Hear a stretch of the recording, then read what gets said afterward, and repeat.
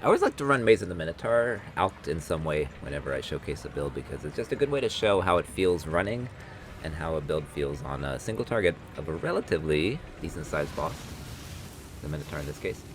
So let's just show the full footage of how it feels. This is a Stormbrand build. This is fortified by Lightning Conduit. I have probably 2 or 3 other builds that are all Stormbrand. This was originally a Wintertide brand build, which I converted into Soulrend of Reaping, which was fortified... Oh, excuse me. Which was fortified by Hex Blast with Havoc at the time. But this one here is Stormbrand.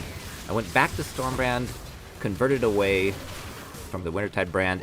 Cold DOT, I thought the new quality of Wintertide brand would be better than it was. It's marginally better than it was, but it needs those cluster jewels that have been nerfed. And so then I was like, okay, let's go back to the Arcanist brand, make that work. It worked pretty good. I was able to run tier 17s. I was able to do a lot. But I said, let's try Stormbrand. In particular, this is Stormbrand of Indecision. Now you'll notice as you're watching me run, the playstyle, of course, with any brand build in general is to, if it's the main skill, is to throw it. I use the right click to set the brands, pull them forward with brand recall. I, in this case, have left click set to Assassin's Mark. That way we don't have any nerf to the Assassin Mark effect like a Blasphemy support would provide.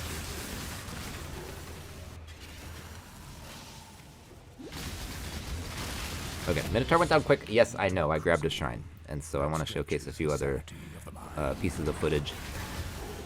This one here is a 40% Delirious tier 15. It's showcasing really rapid clear rate. Of course I can do 80% Delirious tier 16. So this is just a good demo, and I like this footage because there's going to be a bunch of Tempests that come out when I defeat this Harbinger. And you can see it's quite tanky. As you can see, it can take quite a bit of damage. Most of the time the ES does not dip. Most of the time, unless you just die. It's partially from Wicked Ward. We use Wicked Ward. In the past, I deterred and stayed away from Wicked Ward, but Wicked Ward really saves us when it comes to DOT. Or just damage stacking up on our body. Now this, of course, as you could tell, was Uber Searing Etchuk. It can do Ubers. I can always kill Uber Searing Etchuk. I've done it multiple times, but it does take some death. Now, what I like about that footage was it showcased the Lightning Conduit, which pulls off shocks of the enemy and deals quite a bit of damage. So this is Lightning Conduit / Stormbrand of Indecision. What I have here is an alked up Elder Slayers, and I'm going to show the full footage here. Clipping ahead to when I start the fight. Always recommended go after Baron because he does those squares on the ground, which cause mana burn, which can really get you killed. But this build, I've done the hidden, I've done the twisted, I've done the formed. You can do any of those just fine. You can do 80% Delirious maps. What happened here was I was standing and got hit with Veritania's Blast. Was not dodging well. I was just kind of tanking it because the build is relatively tanky, but it's not immune, as you can see. Needless to say. So the idea is throw the brands, pull them forward, right-click on major enemies, major rares, and of course uniques. Get on that Assassin's Mark, and then we also apply automatically Elemental Weakness, which could be Conductivity. It just happened to be the ring that I crafted. So I'm going to go through the gear that I made. Most of my gear was self-made because I just couldn't find it. This one's nice because of raw lightning damage, spell damage, double damage. Happened to slam on damage per power charge, which was not the slam I actually wanted, but it is what it is. That's where we put those skills. This here Diamond Ring. As you can see, curse enemies with Elemental Weakness on hit. The ring has an unfortunate +6 to evasion rating, but everything else was crafted very well. A really good Crown of the Inward Eye. This is where we put our Steel Skin, but most importantly, we put Culling Strike on our Lightning Golem. That way we get Culling Strike without having to worry about it. Replica Dragon Fangs with Stormbrand effect. Had to make this shield. Now you notice it's a Shaper base. This would have been way better as a Fracture base. We could have gotten higher than tier 6 Energy Shield. We could have gotten it tier 1 and just crafted the rest of it. I may make a video on how to make this, but of course I hit that +3 max fire res, and I had to stop. I had to take it because it was just too good. I hit it by pure luck.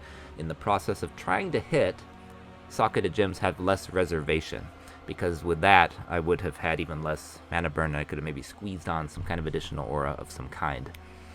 That's why you see those things there. Assassin's Mark self-cast. These boots I've had literally since Wintertide brand. I keep them on this character. I just can't replace them. They're too good with the strength. The gloves are mostly for lightning exposure. We have to have a source of lightning exposure. This is the absolute easiest way to apply it. And then you can see we have a bunch of auras. We have 5 auras. Discipline, we actually should have here. This was backwards. Yeah, because you actually have a little bit more if you do it that way. Not that it matters, we don't really get mana burn because of the high clarity and everything else set up. That's actually the perfect setup there. So that's the one that I'll put in the POB. Now we're cheesing it a little bit. We're using a mageblood, that's why we're so fucking fast, because I'll show you through my flasks. Movement speed, with more increase effect, constantly applied. Cast speed, and then lots of crit from the diamond flask, and then of course immunity to ignite at all times, immunity to bleed at all times, along with armor.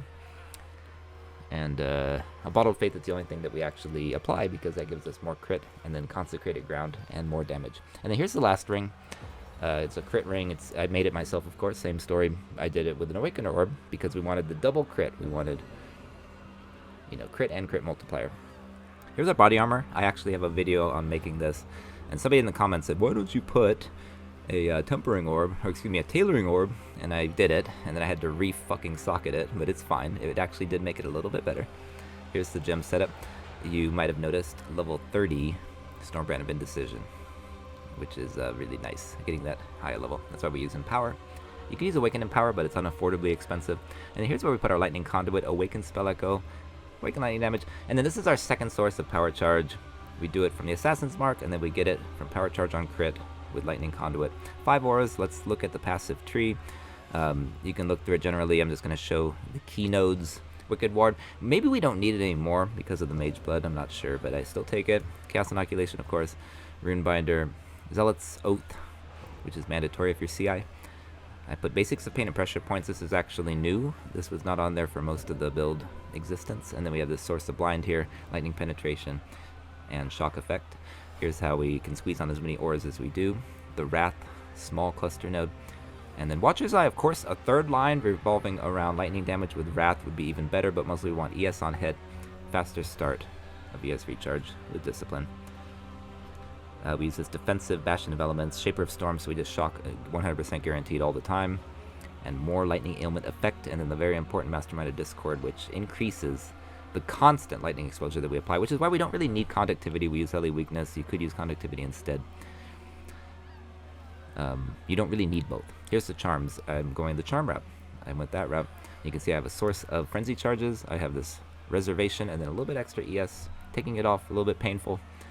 Solves the mana burn problem. And then mostly here, of course, mana ES on kill, along with hexproof. Gives us hexproof without having to deal with Forbidden Flame, Forbidden Flesh.